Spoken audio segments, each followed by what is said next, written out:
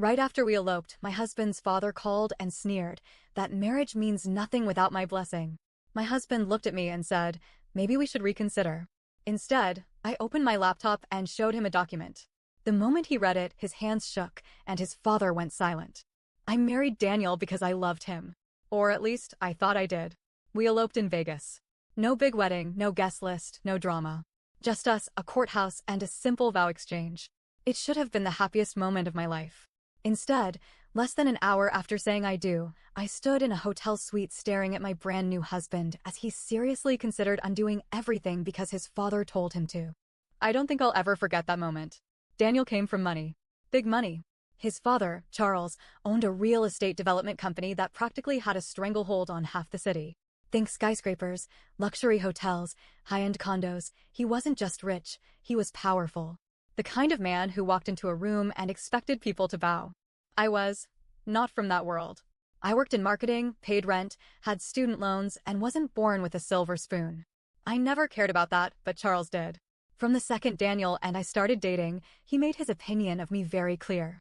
The first time I met him, he shook my hand, smiled, and said, "Oh, you're the one." Like I was a stray dog Daniel had brought home. At first, I thought maybe it was just a misunderstanding. Maybe he'd warm up over time. Nope. The man hated me. He did everything in his power to push me out. He invited Daniel's ex, Olivia, to every single family event. He'd, accidentally, forget my name and call me the wrong one. He'd make subtle digs about gold diggers and people who want to climb the social ladder. He even told me once, straight to my face, "Women like you don't last long in our world." Daniel always brushed it off. "That's just how he is," he'd say. "Give him time." Well, I gave him 3 years. And it only got worse. When Daniel proposed, I saw real fear in his eyes when he told his dad. Charles didn't even pretend to be happy for us. He laughed and said, "And you think I'm paying for that wedding?" Daniel told him we weren't asking for money. Charles smiled and said, "That's cute. You think this is about money?" Then he reminded Daniel about the family trust, the one that held all his inheritance, the one that would be gone if he married me. I was ready to walk. I told Daniel, I don't need this. I don't need money. I don't need his approval. If you want me, choose me. And he did. Or so I thought. We eloped in Vegas. No family. No friends. Just us. It was perfect. Until his phone rang. We had just checked into our honeymoon suite. I was still in my dress, sitting on the edge of the bed, scrolling through photos. Daniel was pouring champagne. Then his phone buzzed. I didn't need to ask who it was. Daniel sighed before answering. "Hey, Dad."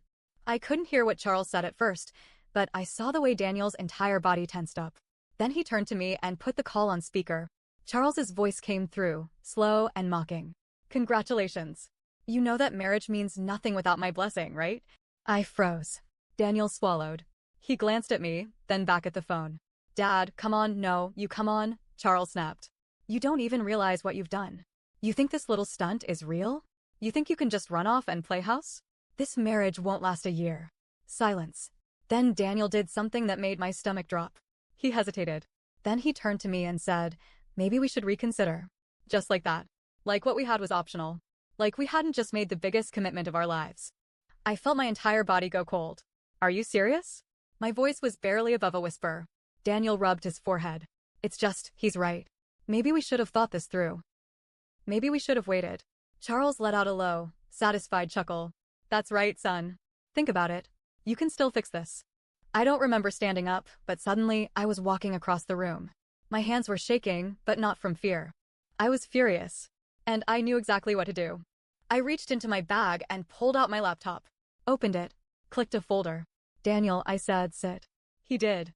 When the document loaded, I watched as the blood drained from his face. His hands started shaking. "And Charles?" He went silent. "Rebecca," Daniel whispered. "Where did you get this?" I ignored him. I turned back to the phone. "Charles," I said, voice steady. "Still there?" Silence. "Oh, don't go quiet on me now." I smiled. "You wanted control, right? You wanted me gone? Well, I have something for you." Then I read. March 3rd, illegal transfer of $2.8 million to an offshore account under Sandpiper Holdings. Stop. Charles's voice was sharp now. Panicked. I kept reading. Wire transfers. Fake investments. Money laundering. I had it all.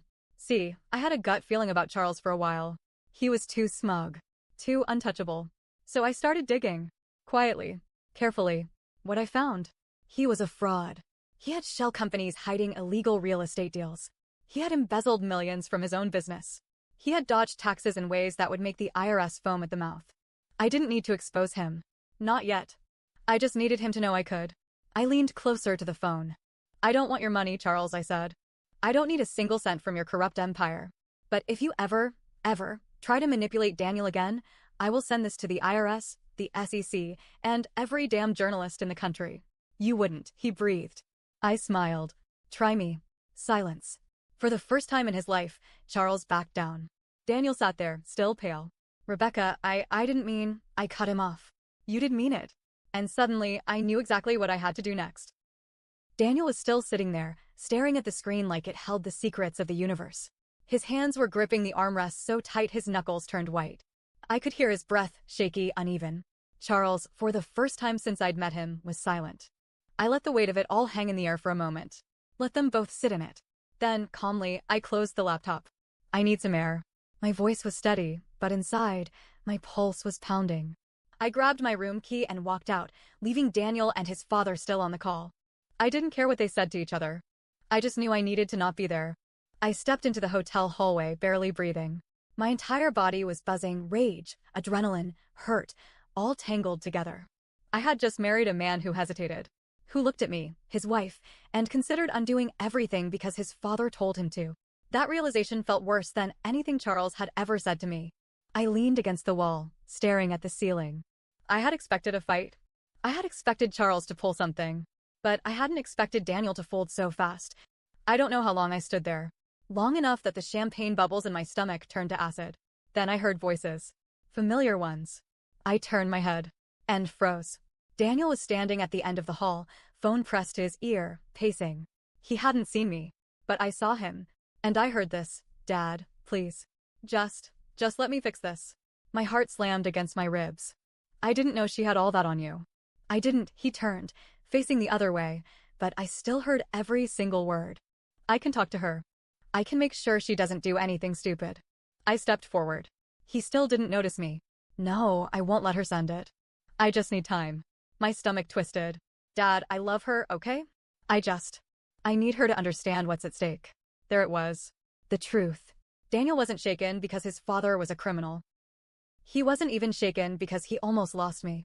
He was shaken because he was stuck between me and his father, between right and wrong. And instead of standing beside me, he was still trying to protect him. I stepped forward. What's at stake, Daniel? He flinched so hard he almost dropped his phone. He spun around, eyes wide. Rebecca, I tilted my head. Go on. What's at stake? His mouth opened. Closed. He looked like a kid caught stealing from the cookie jar. I crossed my arms. Let me guess. Your inheritance? Your trust fund? Your access to Daddy's private jet? He took a step closer. It's not like that. Then what's it like? He dragged a hand through his hair. Rebecca, this is my family. You don't get it. I let out a sharp laugh. I don't get it? I gestured at the hallway. I just pulled receipts on your dad's crimes, and you're over here begging him for a way out. I wasn't. I stepped in close. Tell me you weren't just trying to manipulate me into staying quiet. Silence. His jaw clenched. That told me everything. I swallowed the lump in my throat. Wow, I whispered. You were really gonna do it. Rebecca, I shook my head. I knew your dad was a piece of shit. But you. I forced out a laugh. I actually thought you were different. I turned on my heel and walked away. This time, he didn't follow me. I didn't stop until I was outside the hotel, standing in the cool Vegas night air. My hands were shaking. My whole body was shaking. I had married a man who, when it came down to it, would never choose me over his father. That should have been enough, right? It wasn't. Because when I pulled out my phone, there was already a text from an unknown number. I clicked it. One message.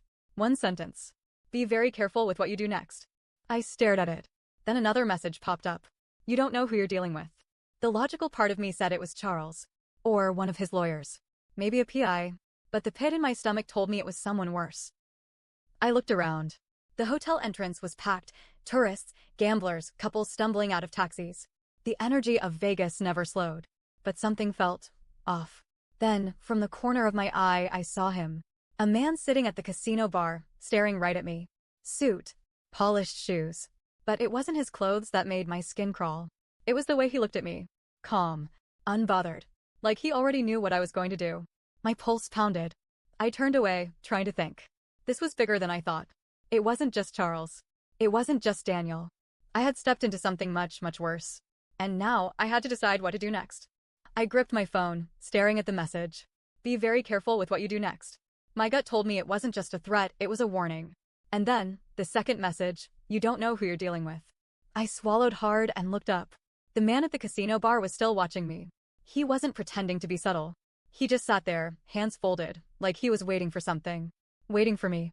My instincts screamed at me to turn around, to walk back into the hotel, to pretend I hadn't seen him. But I didn't move. Because deep down I knew, this wasn't random. This was connected to Charles. And I had just made myself a problem. I forced myself to breathe, to think. If this man was connected to Charles, why make himself obvious? If they wanted to scare me, why send a text instead of just having Daniel handle it?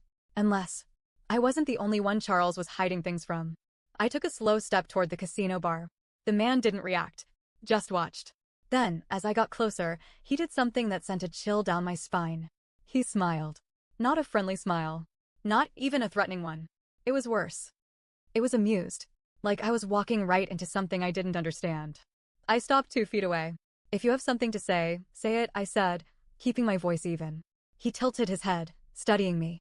Rebecca, you should go home. I froze. He knew my name. I had never seen this man before in my life, and he knew my name. A slow, creeping dread settled in my stomach. Who are you? I asked. He ignored the question. Instead, he swirled the whiskey in his glass and said, do you know how many people would love to see Charles Harper burn? My blood went cold. He wasn't working for Charles. I took a careful step back. You're not with him. The man chuckled. Oh, sweetheart.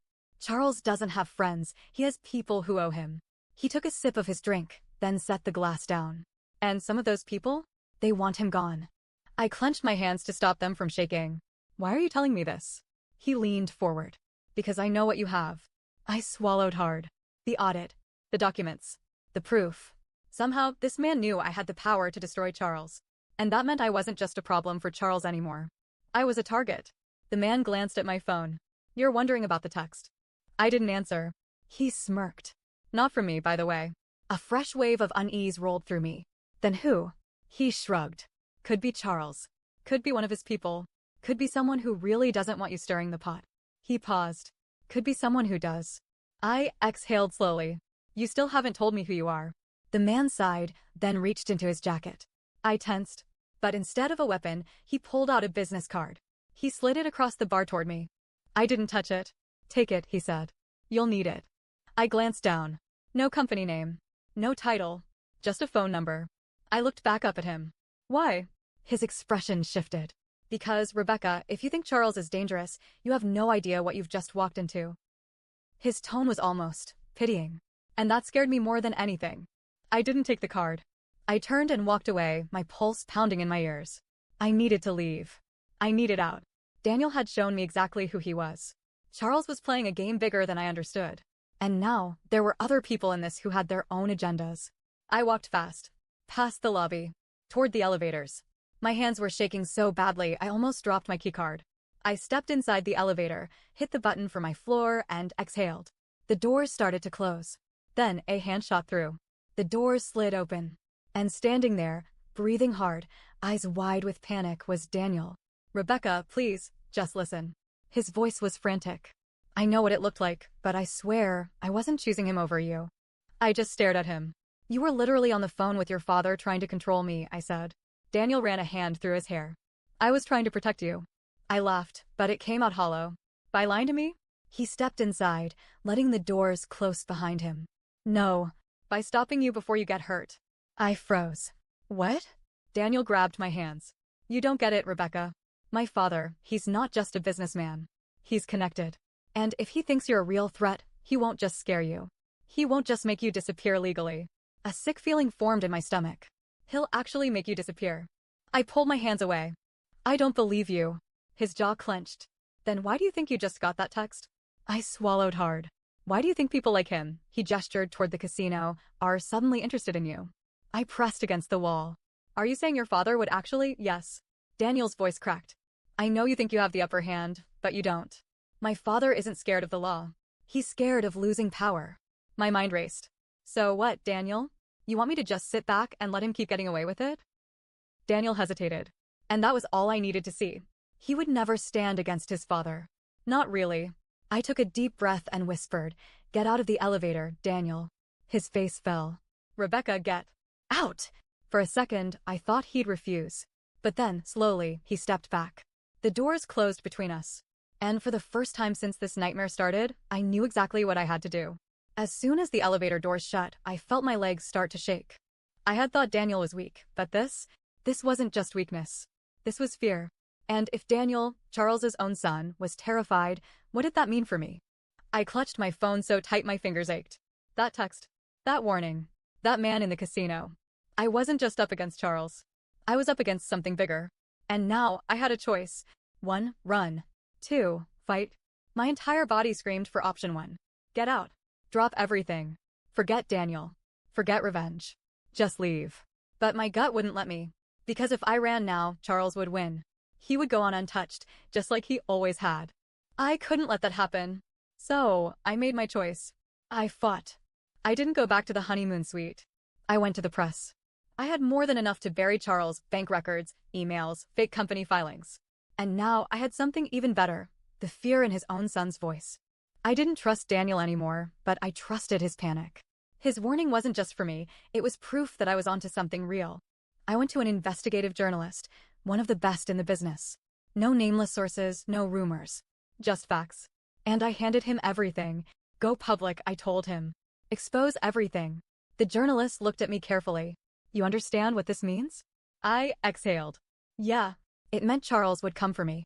But at least now, I wouldn't go down alone. I barely got back to the hotel before it happened. As soon as I stepped through the lobby, 2 men in suits were waiting for me. Not casino security. Charles's men. One of them stepped forward, lowering his voice. "Miss Harper, your father-in-law would like a word." I almost laughed. He's not my father-in-law. They didn't move. Didn't blink.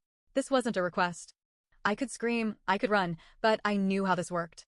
Charles wouldn't touch me in public. Not yet. But if I refused, they'd find me somewhere quieter. I clenched my fists. Fine. Take me to him.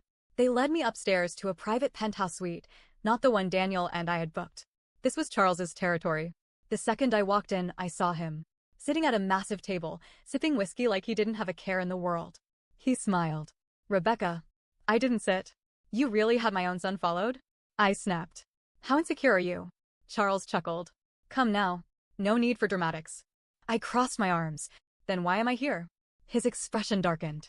"Because I need you to understand what happens next." I swallowed hard. "You think you've won because you talked to a journalist," Charles said smoothly. "You think that little stunt will hurt me?" His voice was dangerous now. "You have no idea what I can make disappear," he continued. "Reports. Evidence. People." I refused to flinch. "You can't stop this," I said. "Not this time." His lips curled. "And what makes you so sure?" I stepped forward, locked eyes with him. "Because I sent copies," I said. "To the journalist, to the IRS, to federal investigators. And I made sure if anything happens to me, it all goes public." For the first time, Charles's smile slipped. A flicker of something passed through his eyes. He wasn't untouchable anymore. "You little," a new voice cut in. "Stop." I turned. Daniel. Daniel stood in the doorway, chest rising and falling like he had just sprinted up here. His face was pale, his hands shaking. "Rebecca," he breathed. "What did you do?" I stared at him, heart pounding. "What I had to." He turned to Charles. "Dad, just let her go. Let her walk away. It's over." Charles stood slowly, staring his son down. "No, Daniel," he said softly. "It's not over." Daniel's fists clenched. "Then I'll tell them everything. If you hurt her, if you try to cover this up," Charles laughed. And that's when I saw it. That flicker of doubt in Daniel's face. He still wasn't sure if he had the courage to turn on his father. And Charles knew it. "You're not going to do anything, son," he said. "Because when this all blows over, you'll still be my blood. And her." He looked at me. "She'll be gone." The words hit harder than they should have. Because deep down, I knew he was right. No matter what Daniel claimed, he would never stand up to his father. Not for me. Not for anyone. And in that moment, I stopped being heartbroken. I stopped being angry. I just felt done. I turned to Daniel one last time. "If you ever grow a spine," I said, "don't bother finding me." Then I turned and walked out. Charles didn't stop me. Daniel didn't chase me. And for the first time since this nightmare started, I was free. I didn't have a husband. I didn't have a fairy tale ending. But I had something better. I had power, and that was enough.